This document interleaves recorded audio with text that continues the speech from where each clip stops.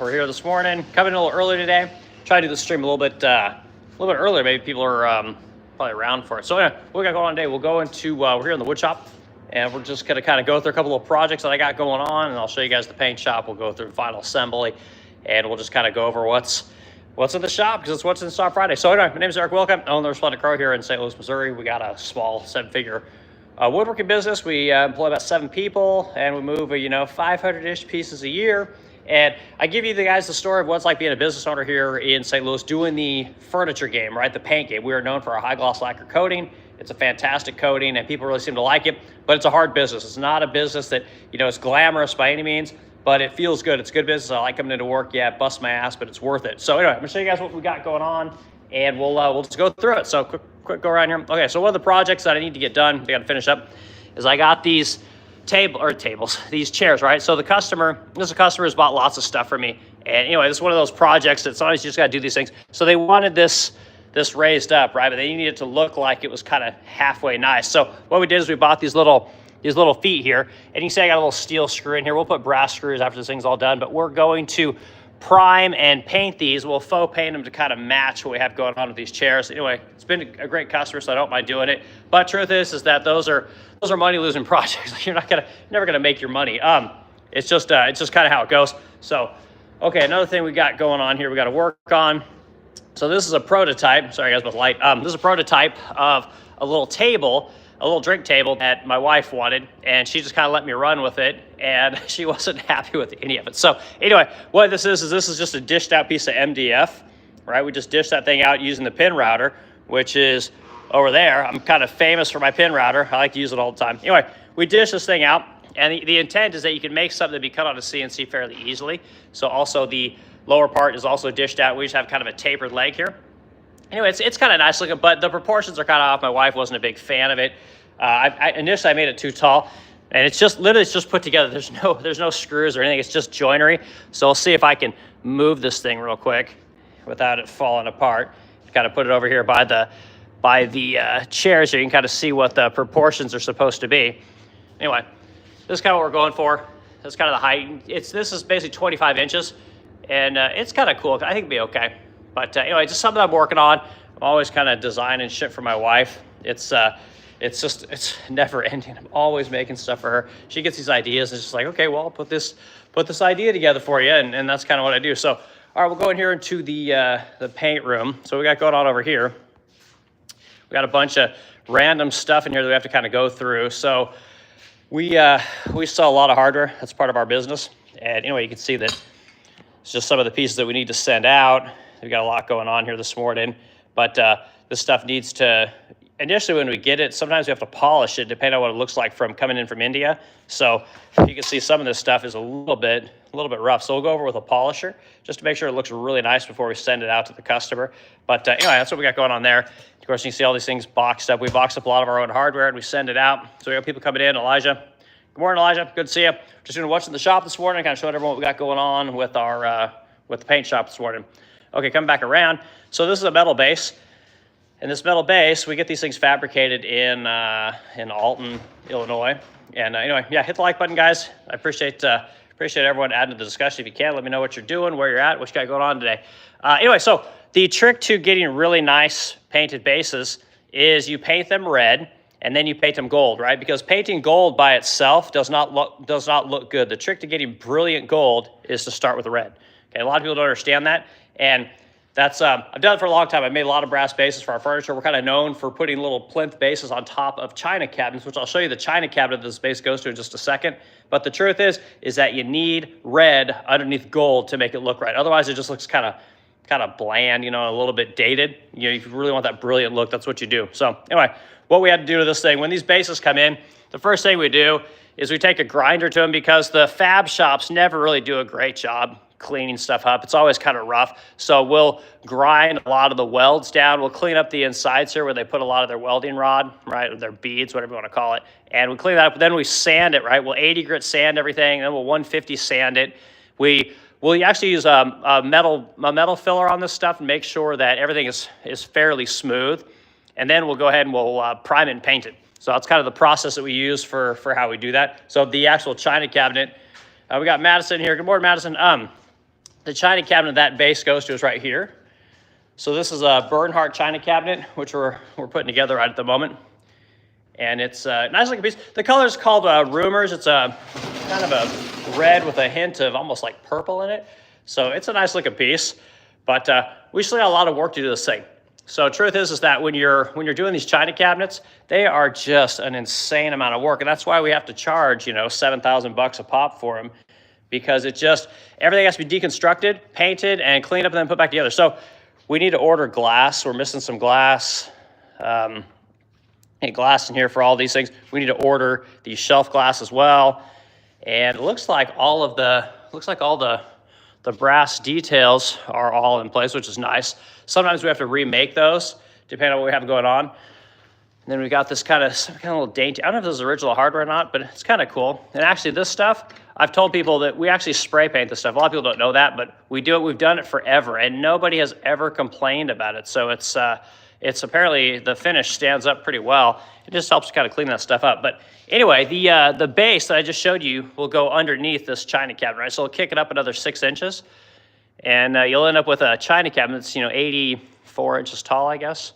But it's a cool looking piece. So anyway, manufacturer, that's Bernhardt. You see these all over the place. So here's a flipper tip for people. If you're into flipping furniture, you should be able to pick up these Bernhardt china cabinets for like $150. So a lot of people will list them. They'll want, you know, $300, $500, $600, $700 for them. And the truth is that nobody is coming to pick them up, right? So that's your negotiating tactic. If you got a buddy that can help you pick this stuff up, like, you can save a lot of money, because that's the thing is, like, people think the china cabinet is worth a lot of money, and in a sense it is, but it's the pickup that is the biggest problem, right? So you can kind of negotiate on that kind of stuff. All right, let's see. Your mic's coming in here. Hey, Mike. I missed the start. Is the brass base colored? No, it's going to be gold. But what I was explaining to people, Mike, and if you want to get a really nice looking gold finish on anything, you really need to start with the color red. Red is the thing that brings out the color in gold. And so we generally do that with most of our bases. We'll hit it with primer, you know, obviously to get so the paint can stick, but then we hit it with a red, and then we top coat it with a gold, and it gives it that brilliant finish. I'll have to do a video on that sometime. I never really thought about it before, but I can do like a base half and half to show people kind of why the red is really important. And some of the people just don't know. It's kind of a, I don't know, like trade secret, I guess. I don't know what you call it. But anyway, all right, more stuff. So back in here. Okay, so we have a couple of Dorothy Drapers. Client wanted us to paint for them. So this is, I'm not sure what color this is. Let's see here. Yeah, no, sorry, Mike. No, I'll show you guys a brass base. Hold on one second. So we are doing our gilded painting on all of these Dorothy Draper cabinets, and you guys will notice that the shine is exceptional, right? We got a really good shine on here. And I tell people that follow my streams, I give a lot of my secrets away to the people that follow the streams, because it's kind of important, you know, people need to know this kind of stuff. But the trick to getting these really nice finishes is actually to spray your base coat on here of your lacquer, and then to top coat it with clear coat. And that's how you get that really brilliant finish that everybody wants. A lot of people think that it comes from polishing. There's lots of like tips and tricks that people will give about getting a nice, brilliant lacquered finish. And the truth is, you just clear coat the top of it. You know, and I found over the years, certain manufacturers have better clear coats than others. And if you watch some of my other streams, you'll hear me talk about it. You know, but truth is that not all paints are the same. But they all kind of do the same thing. But it's the clear coat that's kind of the most important thing, I think. Sorry, guys, I need my camera around here. So anyway, yeah, so we got that's a Dorothy Draper. Let's come back into the paint department, and I'll show you guys. We'll look at the cabinets real quick. So the cabinets are actually here. Come around. Same deal here. When I talk about the clear coats, again, you guys just notice that you got the really nice finish. I mean, you can see there's our heater over there, and you can, of course, see all of our lights. Anyway, the finish is really good. Now, the thing about a Dorothy Draper cabinet, if you're if you're ever looking at Dorothy Drapers, whether they're, well, I guess I shouldn't say whether they're pretty much all vintage. But the truth is that the thing about the Dorothy Draper is that it's meant to be seen all the way around. So the back actually needs to look just as good as the top and as the sides. So that's one of the things about those cabinets. They're meant to be seen from all sides. They're kind of room divider cabinets, which are pretty cool. So you can see look at the imperfections. So we sprayed. This is good for all you people that want to paint. if I can get it in the light here. Hold on, guys. I may have to come around here. So the if you try and spray when it's really rainy out, you end up with fisheye. You end up with all kinds of problems. So you guys will see all of the issues. Let me get this thing in the light here. You'll see all the issues that we had with this. Okay, look, there you go. See the light?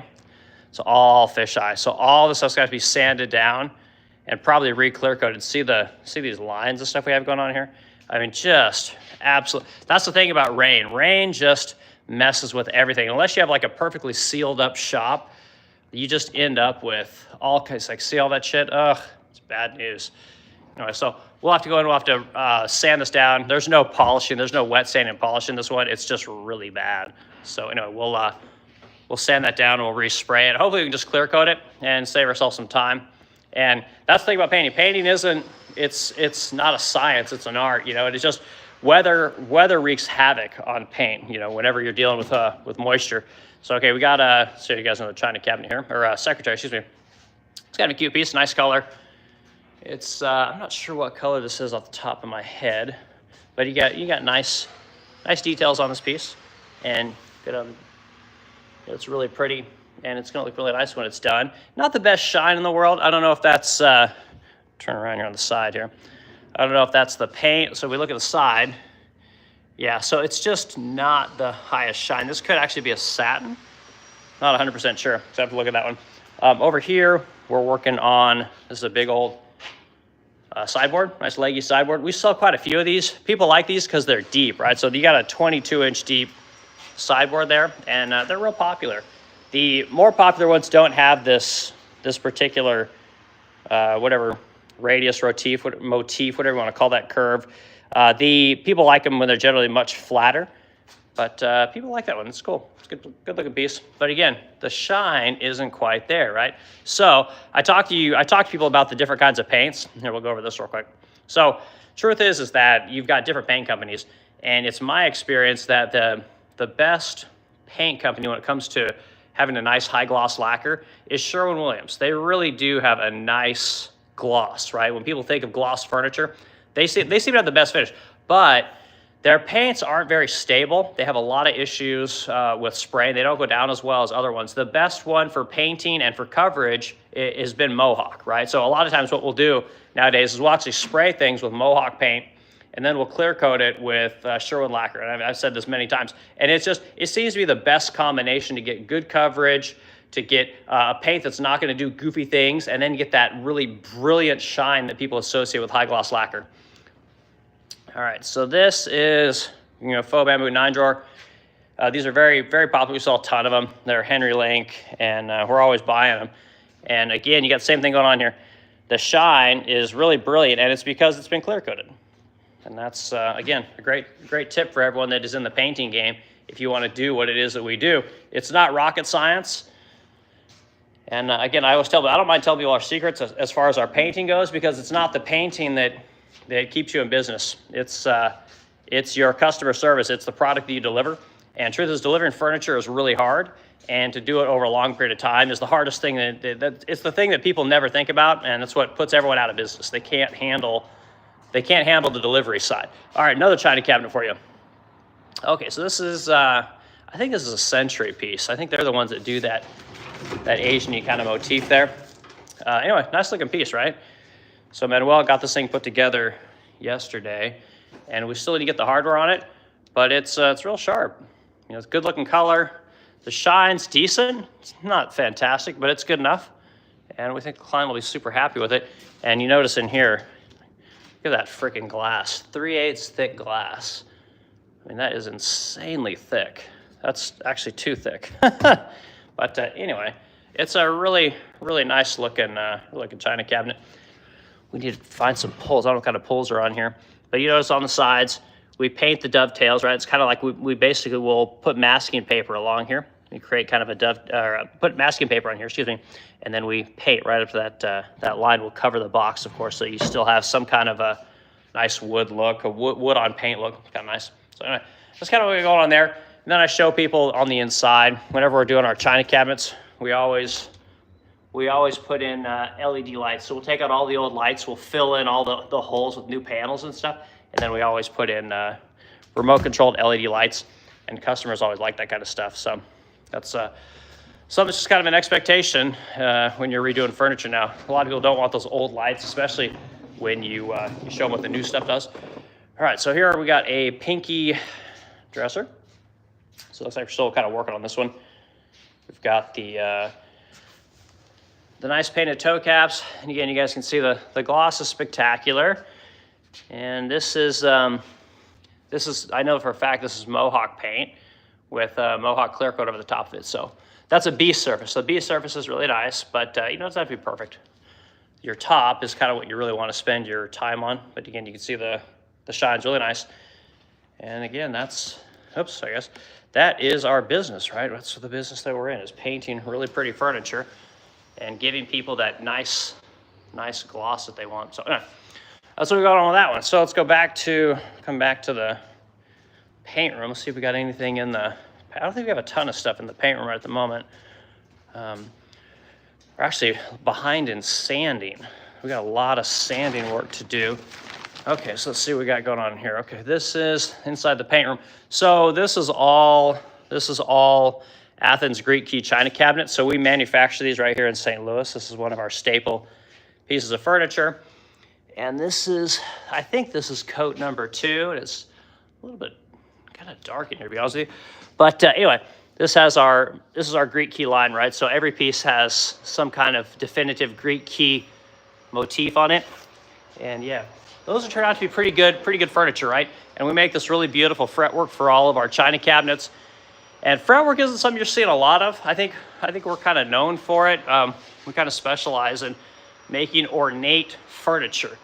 That's one of the things that people aren't doing today. They're trying to cut everything on a CNC router, and they're using like generic designs. They don't spend a ton of time designing. And I'm always talking to you guys that if you want to get in business and you want to do the furniture game, you have to be creative. Like, you just have to be. You have to find ways to do things that other people aren't doing, and you gotta, you know, work with mixed medias, right? Different kinds of materials, whether it's composites or woods or metals. Like, we use a lot of brass in our stuff, paints, these kind of things. The idea of just using, you know, mahogany or walnut, like that's fine out on the West Coast, but if you want to sell to the East Coast, that's what you're gonna need. You're gonna need to come up with different ways to sell things. Most of our customers are on the East Coast. We don't do a ton of business on the West Coast. You know, it's colored furniture, lacquered furniture, whatever you want to call it, is moving west, but it's, you know, it's going to take another decade probably. Okay, another piece to show you guys one of the issues we had. All right, so we had this perfectly good credenza that was shipped out. And anyway, you can't really see it in here now probably, but the inside, right, and this is the inside, right? Look at this, the shine is fantastic. I know it's dark in here, guys, but anyway, the shipper, our shipper Almir, left the shelves in here, right? So when he was moving this thing around, the shelf fell down in here and actually created a couple of dings. I think we had like 2 really prominent dings in here. So we had to go fix that, right? So you can't deliver a brand new piece of furniture, you know, with damage on it. And the truth is that all the masking, fixing the holes, you know, digging out the chips, all that kind of stuff, it probably took our painter 3 hours to do all that and then paint it on top of that, and then it's got to dry. So the cost that it takes to fix something is ridiculous. You know, that's going to be in the hundreds of dollars to fix something. Plus, the customer didn't get their piece on time. So when you damage something, there's a cascade effect of issues, right? And the customer will be fine. You know, it's not a big deal. But the point is that instead of making that really good first impression, now customer got a damaged piece, and even though we're going to fix it, we're going to make it right. You only get, what they say, one chance to make a first impression. So anyway, so that's kind of a crappy deal, but you know, that's just part of life. All right, come back through here. So we're working on, let's see what we got over here. So these are just little pieces that are starting the paint process, and this is primer, right? So it kind of looks like paint, but one of the things we do is we tint our primers depending on what we're spraying, or if we need to just use up old paint. So this is probably just some old paint that we have that we mixed in with our vinyl sealer. And that's all we're doing, just trying to use that stuff up, because paint's, I mean, shit, paint's what, 75 bucks a gallon now? I mean, it's really, really expensive. So anyway, so we'll try and use that stuff up.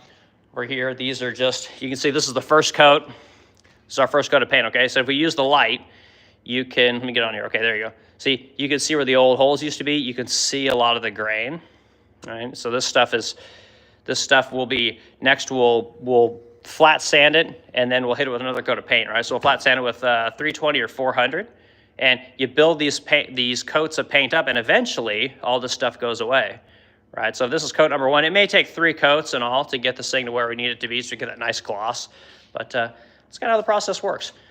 So let's see what we got over here. This is getting a little bit better. This is kind of hard to see, sorry guys. So I think I was gonna use the light to try and show you stuff, but this one's probably coat number 2, but you could still see a little bit of grain in here. You're probably not gonna be able to see it on the camera, guys, but there you go. Just a little bit of grain in here. So this thing may take 1 more coat. We'll take a look at it and we'll see what the cabinet looks like. It may be fine, but again, there's, unfortunately, there just isn't like a set standard for everything. You just have to kind of eyeball everything. And that's one of the things that makes this business so hard is there's not a ton of, that's what I'm looking for. There's not a ton of processes, right? When you want to scale a business, like processes are just so important because you have to have ways for people to know how to do things automatically. It can't be subjective, right? Everything's got to be objective. And unfortunately, it's kind of a subjective thing. So, all right, so this piece here, flip back around, this required a crap ton of work, but you can see all the, so this isn't us. We didn't do any of this. This is a vintage piece that a customer gave us that they wanted painted, but you can see their primer's gray. Then they had some kind of a red paint on here, so same process we do. They just build the paint up, and it's just not rocket science. This is what you got to do, but anyway, it's kind of interesting. But yeah, a lot of, so here, this is some kind of an MDF masonite type product, right? Which again is very common when you're bending panels, right? It's very, very common for people to use something like an MDF. But again, they just primed it and painted it, which is kind of what we do. You can see the wood that they used here. I don't know what this is. It kind of looks like maybe in the mahogany family, but I have no idea. It's hard to say. But that's what we do. We'll take that and we'll turn it into a beautiful piece of furniture that someone will pay, probably $2,000 to have that thing repainted. So here's Stanley, was a 6-drawer, 5-drawer dresser. So Stanley makes really nice stuff. This is their faux bamboo collection. These will have brass caps on here. They're very nice. They're actually quite substantial. It's a cool looking piece of furniture. So that's getting ready for paint. Looks like this has been primed and it's been sanded. All right, so it's ready to, yeah, there it is. It's been sanded. So anyway, more faux bamboo. We're always doing faux bamboo. So this thing took all kinds of work. So these oftentimes end up breaking or they're bad. So I have a bunch of molds, right? So I make these out of plastic now. So I'll pour whenever we need something like this. I'll go in my mold collection and I'll grab one and make it out of composite. So I'll show you guys that in a minute. Under here, we always have to put panels under here because there's holes for lights. So we have to cover all that stuff up because clients don't want lights in there anymore. So we'll cover all that up, make it look really nice. And anyway, that's kind of how that stuff works. So, okay, what else? Let's see what else I got over here that I can show you guys real quick. I think that basically covers what we have in this area. Okay, we're going to the wood shop. We got lots going on in the freaking wood shop. So this is going to be a wood shop type situation today. Okay, so in here we've got all kinds of projects going on. So we're finishing up dressers.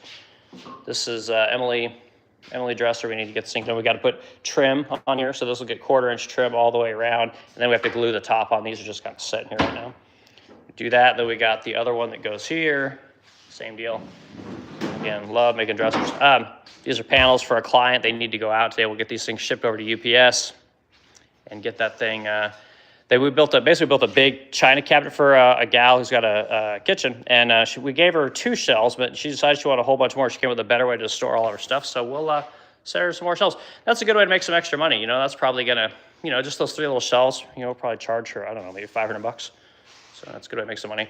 Here we've got, this is gonna be Pagoda china cabinet. So this is the china cabinet I just showed you guys in the paint room. This is the unfinished version. Again, all the fretwork and the nice brass hardware and the Greek key, motif that's on all this kind of stuff. This is the Pagoda one, right? So this is gonna be the faux bamboo one. There'll be a big top that goes here with a massive hood, and it's a really cool looking piece of furniture. But you can kind of see how it gets started. It's just a carcass. We get all of our trims. I get all these things made. So we have basically an 1.5 inch version, and then we'll have a 3/4 inch version. We got all that stuff made. Then we'll have a pull-out drawer here and double doors. So it's a cool looking piece. We good. And Zara's over here finishing up credenzas for us. We got a lot of credenzas to finish up. These are our 60-inch Zane credenzas. We'll get a bunch of these built. And we're just always making credenzas. It's just never ending. So we got that going on. And then in the room in here, this came in the other day. Sometimes my wife buys the weirdest shit. I don't know what she's thinking, but anyway, she decided she had to have this. I guess it's a desk. It's kind of goofy, but anyway, so to try and sell that. Definitely different. But anyway, it came in as, so you've got this base here is completely separate from the top. So it came in 2 pieces, and it's cool looking, but I mean, there's a lot of damage. Like your veneer is completely damaged. Like I have to show you guys from the side. See all that? I have to fix all that. And some pieces are just so damaged, they're not worth the time. This is pretty cool. A nice little pull out there. Kind of different. Pretty little drawers. But you can see those old style dovetails. Like you don't see that very often. So this is probably a fairly old piece of furniture. People use, pretty much everyone's dovetails now look exactly the same because they're all made by the same people. Even on your vintage furniture, it's the same. They all look the same. So this came in as well. Nice little white piece. It looks like, what is this, 12 drawers? I guess it's probably 9 drawers, but it looks like 12. Yeah, there you go. I got a big, nice drawer there. But anyway, so we'll have to get that thing pictured. We'll photograph it, and then we'll get listed on our website for sale. And that's kind of how it works, So, but we probably paid, maybe $150, $200, something like that. Bring that piece in, and we'll sell it for, I don't know, maybe $2,500 to $3,000, depending on what my wife wants. And then again, I'm always telling you guys, one of the things that we do is all this hardware, a lot of times clients don't want that. So they'll buy our hardware, right? And our hardware, if the average piece is, $75, 75 times 12, that's a big chunk of change. So, all right, sanding department is full. We have so much shit in here that needs to be processed and all kinds of stuff. Again, talking to you guys about this for a couple weeks at this point. We just haven't got to it. We need to redo the top on it, and of course now it's all just caked with dust, so we got a lot of work to do that. And then of course more dressers. I showed you guys a 9 drawer. This is the 6 drawer faux bamboo piece, so we get that thing worked on. And just all kinds of stuff that needs to be worked. And when I'm talking to you guys about the finish process, this is what I'm talking about. So this piece has been primed, right? So the guys would have sanded this piece, and they would have looked it over really well, but you can see that once that primer goes on, you really start to see all your other details that get missed. And this is part of what we do here at the Resplendent Crow is we find everything. I mean, we literally, once it's primed, we're gonna go through it again. We'll look at it with a light, and then we'll hit everything else. And that's why the finish is so pristine when it's all said and done, is because the guys they really do take the time. And like I'm always telling you guys, like there's no secret. It's not like there's some kind of, we have some special tool or some technology. It's just literally elbow grease. That's all it is. So here's this is going to be a chinoiserie armoire, and this is Shangri-La's is the first. I believe Henry Link makes this one also, but you can see like all this stuff was all cracked out, so we had to go in and basically just glued it up together. Because it's vintage, we just glued it up together, and we'll probably end up sanding that a little bit, but that's going to be fine. A lot of times these pieces are all messed up. So the truth is, and this one actually doesn't look that great. See that, guys? That needs a little bit of work. We may end up having to take all this out. So what I do is I'll CNC cut a lot of the stuff if it's bad. We cut this stuff out of all kinds of different materials, plastics or metals. You can get O3 aluminum, works really good. You can CNC cut all that stuff and it looks really nice when it's all done. So that may require some work. Yeah, that one doesn't really do much for me. But again, like I showed you guys before, more filler. And you come down to the bottom here, more filler. So it's just doing the work that needs to be done to get that really brilliant finish. There's just no secret. A lot of people think that there is, but it's just friggin' elbow grease. And there's lots of people that like to do this kind of work, and then some people say, no one wants to sand furniture. Who wants who wants to make furniture, who wants to do this. Lots of people like this work. I think it's gonna become even more popular. Sorry, walking through the shop here. Okay, so we got this piece. It's actually an extra. We need to send this thing up. And funny thing about this is I sold one of these. So this is a 36-inch vanity, right? And I went ahead and I just made a couple of these. And the next one that I sold, of course, the customer wants it to be, the standard size is 22 deep and 34 tall. And of course, the one that I sell, because I made an extra, they want it 20 inches deep. So shit. Now I'll have to make another one. So this extra one that I have isn't going to get used, which annoys me because that's why I make the furniture, the extra furniture, so I don't have to do the work. But that's what happens. Like you make it and you think that it's going to sell, and then it does sell, but it's not the one you made. They wanted some kind of custom size. So anyway, it's whatever.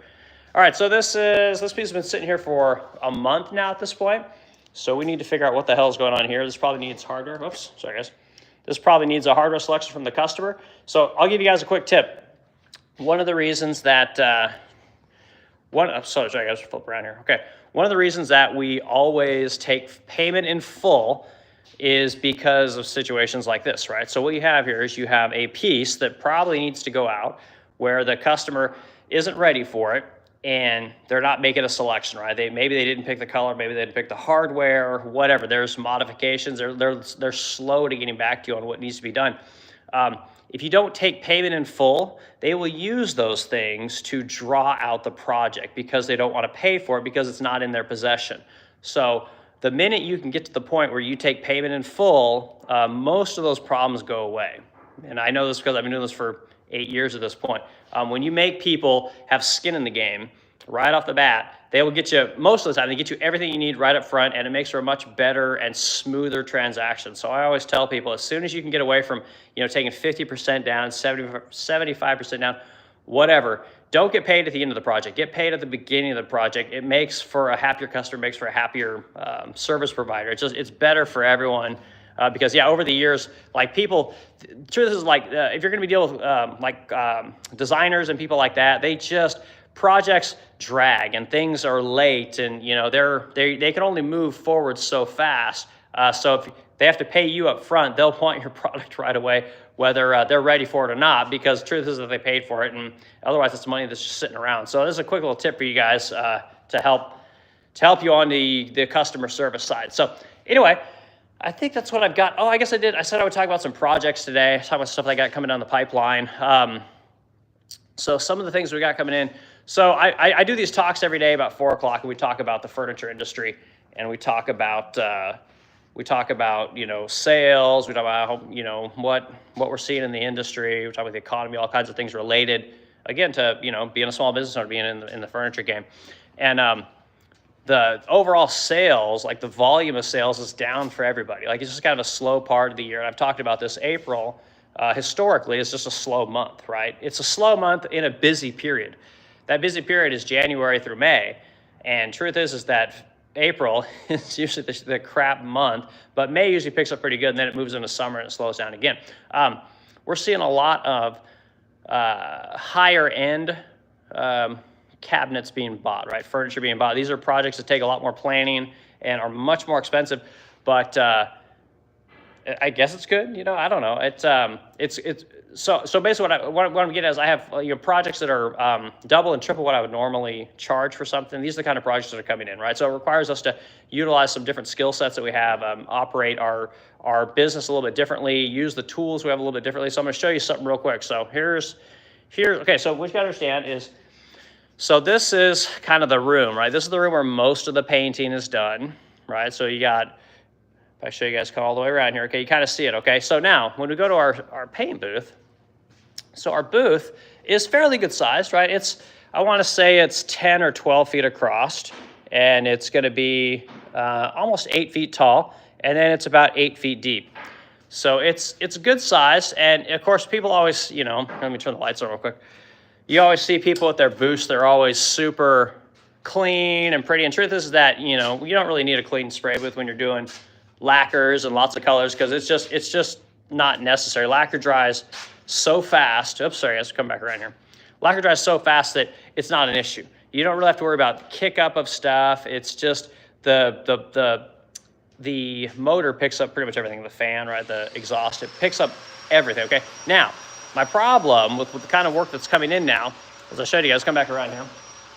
So we have this big space here, okay? So I have to figure out how I'm gonna spray a 15-foot table, right? So this is, again, my room, right? So basically what we're gonna end up having to do is we're gonna have to practice spraying something that's that large, right? 15 feet.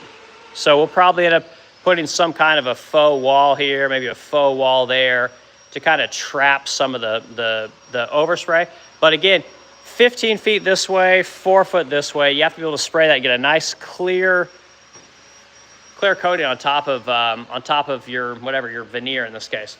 And so these are some of the things we're gonna have to do. We're gonna have to just come up with better ways to do different kinds of furniture. And because we're going to be spraying clears and things like that on furniture, this booth will have to be cleaned up, right? Because you can't have the same BS in your finish when you're spraying clear, right? Because it shows everything. If you get something in paint, it kind of hides it, to be quite honest with you, because it's pigmented. So we're gonna have to do some of these kind of things. We have to learn how to work with some of these different size pieces that we have coming in, which are really large. And again, when you're dealing with things like dining tables and lacquer and dining tables do not mix, right? So, and I've told people before that we don't ever recommend lacquering a dining table because it just takes a lot of abuse. There's heat, there's scratching, there's just all kinds of problems. And lacquer is not in and of itself a very good top coat. Now, if you want to high gloss lacquer anything that's gonna take abuse, you need to put a top coat over it. And a lot of people use glass. Glass is really good. But the new and improved and the bougie thing to do is to use some kind of a PPF film, right? And if you don't know what that is, Google it. It's on cars. It's very popular.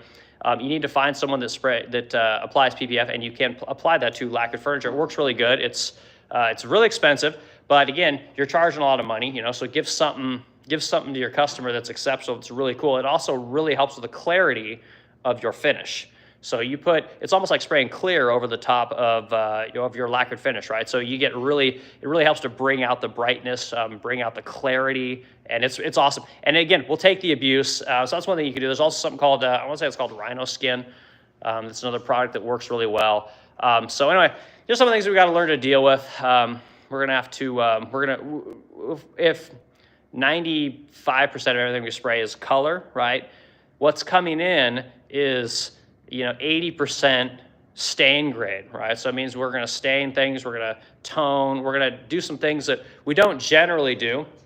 And our painter's gonna have to learn to do that kind of stuff. I'm gonna have to learn to do that stuff, and we're gonna have to spend a lot of time practicing.